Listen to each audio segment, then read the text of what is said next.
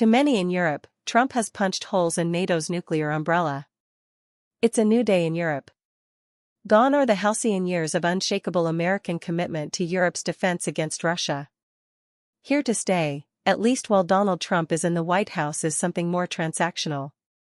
And the stakes couldn't be higher. Europe must step up in a big way to provide for its own defense, U.S. Vice President J.D. Vance told decision-makers in Munich in February. Europe's answer so far has been to pledge to boost spending at home and for Ukraine, with an eye to buying European-made armaments. But a more radical solution has also been floated: a European nuclear umbrella. If the United States has always been Europe's big brother, France and the United Kingdom are long-standing nuclear powers too, and some European leaders are wondering whether the ultimate deterrence to Moscow could come from closer to home. While the bulk of the world's nuclear weapons are US or Russian-owned, France has some 290 nuclear warheads, the UK 225 of the US-designed Trident missiles. Recent weeks saw a flurry of comments from European leaders looking to bolster their common defense under a British or French nuclear umbrella, as Washington's reliability appears to waver. French President Emmanuel Macron earlier this month promised to open the strategic debate on the protection by our deterrence of our allies on the European continent. His comments came after Germany's presumed next Chancellor Friedrich Merz called for talks with France and the UK on extending their nuclear protection. Polish Prime Minister Donald Tusk said that the French proposal was not new and had come up several times in conversations, throwing his support behind the idea. Other leaders from countries historically averse to nuclear weapons, like Sweden and Denmark, also welcomed France's overtures towards European allies.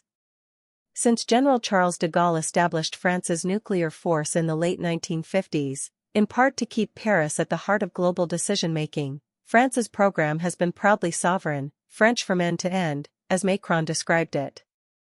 But for decades during the Cold War, France also sought to bring European allies under its nuclear protection. Yannick Pantz, a historian at France's Interdisciplinary Centre for Strategic Studies, CIENS, told CNN. The UK hasn't made any public offer to further share or alter its nuclear protection. But its warheads remain pledged to the US-dominated NATO command, thus already offering a strategic protection to European allies. Some leaders are still hoping for reinforced US support though. On Thursday, Polish President Andrzej Duda called on Trump to deploy U.S. nuclear weapons in Poland, likening the move to Russia's decision to base some of its own nuclear missiles in Belarus in 2023. "I think it's not only that the time has come, but that it would be safer if those weapons were already here," Duda told the Financial Times. Pound for pound. Without an arsenal on the scale of Russia's, France has only been able to threaten strategic retaliation, that's to say, hitting the opponent very hard to act as a deterrent, nuclear historian Yannick Pantz told CNN. The relatively diminutive size of France's nuclear war chest compared to that of the US made it easy to dismiss, even among the West's top generals. Retired General Michel Yakovlev, former deputy commander of NATO forces in Europe, told CNN.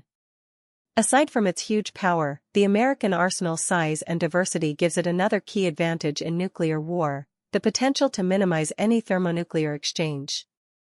The U.S. can use what we call a graduated response, Pantz said, to perhaps even deliver a single strike, instead of unleashing its entire arsenal. In contrast, the French nuclear armory, with missile-laden submarines and nuclear-armed bombers, was historically intended as a last resort if Cold War Russian forces threatened the French homeland, likely unleashing a barrage on key sites in territories of the Soviet sphere to force an enemy withdrawal. It is differences such as these that pose a key challenge to any European-centered nuclear umbrella. One thing that the Europeans don't have is nuclear culture. They don't understand it because they've always presumed that the Americans would do it, Yakovlev said. "I suspect that Macron is thinking of, if I dare say, educating whoever wants it, on nuclear dialogue." Macron has proposed having allies participate in the country's secretive nuclear exercises, to see firsthand France's capabilities and decision-making. But he's also been clear that he's not yielding his nuclear button to allies or even to Brussels. The decision to launch a nuclear strike has always remained and will remain in his hands, he told France in a national address.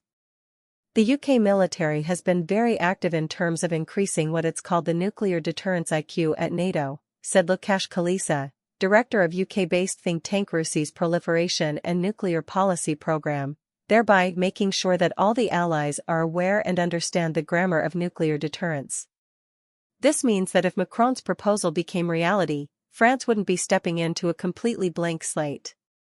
These are countries that for decades have been covered by extended nuclear deterrence, Heather Williams, director of the Project on Nuclear Issues at the Center for Strategic and International Studies, told CNN.